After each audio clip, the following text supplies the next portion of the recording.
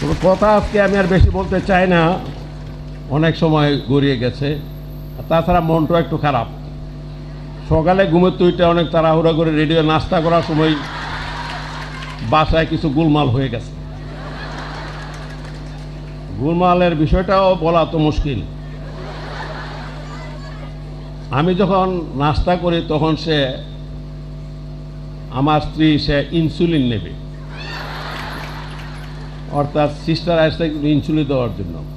তা আমি বাইদি ভাই সিস্টারকে বললাম যে ইনসুলিনের দাম কত। পরে বলল যে একটা ইনসুলিন দিয়ে 2 দিন চলে, দাম হইল 900 টাকা।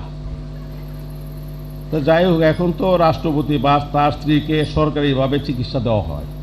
আমি যখন আমার এই পথ থাকতো না, আমি যখন চলে যাব তখন তাহলে এই রোজ 450 টাকার ইনসুলিন, আরও তো অনেক ওষুধ বিষুধ আছে। দেখা যায় যে হিসাব করলে প্রায় 1000 টাকা রোজ ওই ওষুধের আর ইনসুলিন আছে।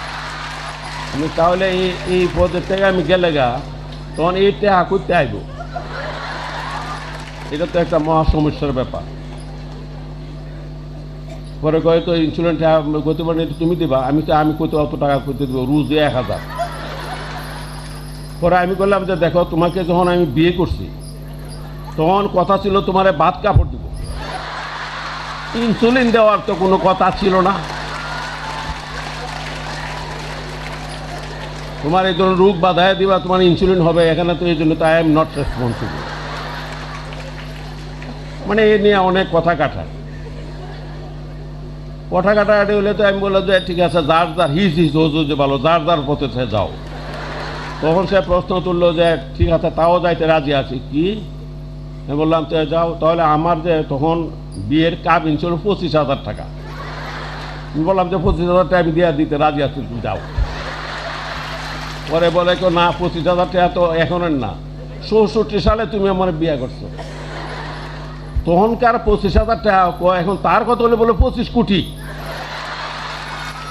তখন এটা কথা আছে 25 কোটি আমি দিতে পারতাম না। হয়তো কথা আছে না 9 মন গিয়ে হইতো না, রাত আর নাইসও হইতো না, এমন একটা অবস্থার মধ্যে। সুতরাং এই ব্যাপারে গুলমাল ছিল একটা বাসা, সুতরাং মন মেজাজ তো ভালো না, তা না হলে আরো কিছু কথাবার্তা হয়তো বলতাম।